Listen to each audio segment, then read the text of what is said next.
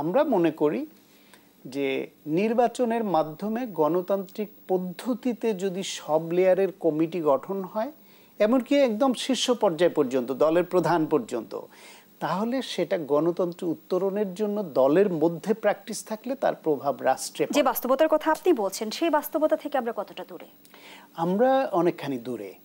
এটা সত্য যে আমাদের রাজনৈতিক দলগুলো দেশে গণতন্ত্র চায়, দেশের মধ্যে ভোটের অধিকার চায়, কিন্তু দলের মধ্যে ভোটের অধিকার এবং ভোটের মাধ্যমে নেতৃত্ব নির্ধারণ, সেইখানে অনীহা আছে অনেক দলের বা অনেক শাখার অনেক জায়গায়।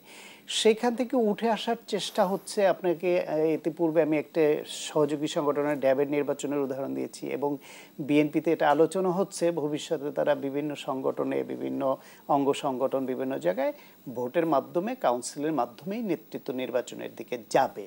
এখন এতদিন ধরে চলে আসা একটা প্র্যাকটিস হঠাৎ করে একদিনেই তো চেঞ্জ করে ফেলতে পারে না, কিন্তু যত দ্রুত পারে তত দলের জন্য, দেশের জন্য মঙ্গল হবে। আবার একটু জুলাই সনদের প্রসঙ্গে আসতে চাই। জুলাই সনদের সমন্বিত খসড়ায় যেমনটি বলা হয়েছে, আইনে যাই থাকুক প্রাধান্য পাবে জুলাই সনদ। এ বিষয়টি নিয়ে ইতোমধ্যে প্রতিক্রিয়া জানিয়েছেন বিএনপি স্থায়ী কমিটির সদস্য সালাউদ্দিন আহমদ। তিনি বলেছেন, সনদ নিয়ে প্রশ্ন তোলা যাবে না, তা ঠিক হয়নি।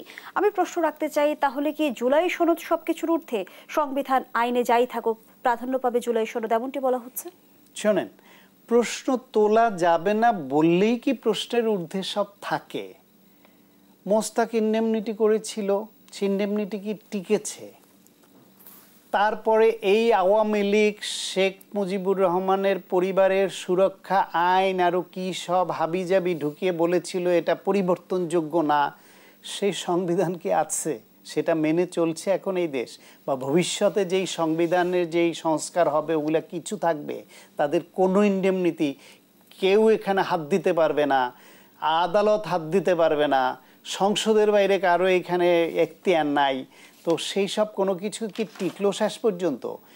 যদি কোনো বিধিবিধান সময়ের প্রেক্ষাপটে চেঞ্জ করার প্রয়োজন হয়, সেটা নিয়ে পরিবর্তন হতে পারে।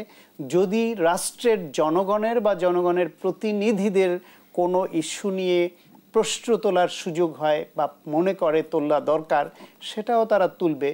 প্রয়োজনে এটা নিয়ে আবার আলাপ আলোচনা হবে, আবার ঐকমত্য হবে, সময়ের সঙ্গে সেটার পরিবর্তন হতে পারে। আপনি এখানে জুলাই সনদের মধ্যে রাষ্ট্র পরিচালনার যেসব বিধিবিধান এখন আসছে, 10 বছর 20 বছর পরে পৃথিবী কোথায় এগিয়ে যাবে আমরা জানি। তখন যদি এর কোনো বিধিবিধান মনে হয় যে এই রাষ্ট্র পরিচালনা করবার জন্য এখন এই বিধিবিধান উপযুক্ত নয়, তখন কি করবে?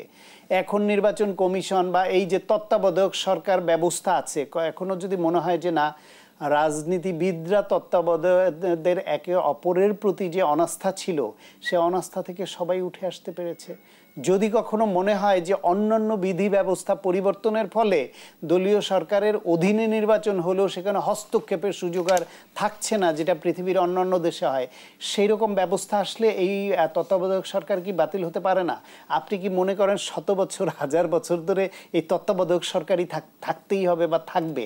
বা অন্য কোনো পদ্ধতিও কি আসতে পারে না? গণতন্ত্র এখনো পর্যন্ত সেরা মনে হচ্ছে, গণতন্ত্রের অনেক ত্রুটি এখন বেরোচ্ছে। রিফাইন অন্য কোনো স্টাইল বা গণতন্ত্রের অন্য কোনো ফর্মুলার গণতন্ত্র তো আসতে পারে, কিন্তু অন্য কোনো রাষ্ট্র পরিচালনার ব্যবস্থাও তো ভবিষ্যতে রাষ্ট্রবিজ্ঞানীরা সামনে আনতে পারে, যেখানে মনে হবে যে হ্যাঁ এটা ভালো হবে। এইখানে আপনার নিম্নকক্ষে পিয়ারের বিষয়টা এবার ধরেন হচ্ছে না। ভবিষ্যতে যদি মনে হয় যে পৃথিবীর অন্য দেশে যেখানে পিয়ার সিস্টেম আছে সেখানে কোনো কোনো উপাদান উপকারী হবে, তাহলে একটা মডিফাইড পিয়ার সিস্টেম এখানে আনা, তাহলে কি আনা যেতে পারে না? সুতরাং এটা নিয়ে প্রশ্ন তোলার সুযোগ থাকতে হবে, এটা নিয়ে পরিবর্তনের সুযোগ থাকতে হবে। এই পরিবর্তনটাই হচ্ছে গণতন্ত্র। পরিবর্তন কেন করা যাবে না? প্রশ্ন কেন তোলা যাবে না? রাষ্ট্রের জনগণ যদি চায়, হ্যাঁ, এইখানে বলতে পারে যে কোনো সরকার বা এমপি সংখ্যাগরিষ্ঠ থাকলেই যখন তখন চেঞ্জ করতে পারবে না, সবকিছুতে হাত দিতে পারবে না। এই বিষয়ে হাত দিতে হলে তাকে গণভোটে যেতে হবে। গণভোট যেহেতু আবার চালু হচ্ছে, কারণ রাষ্ট্রের জনগণের চাওয়ার প্রশ্ন এখানে জড়িত, ফলে ঢালাওভাবে এই কথা আমার মনে হয় না যে ঐকমত্য কমিশনের বলা উচিত বা বলেছে। আমার মনে হয় বিশেষ সমন্বিত খসড়ায় কিন্তু এমনটি এসেছে না, সেটা হলে ঠিক হয়নি, ঠিক না।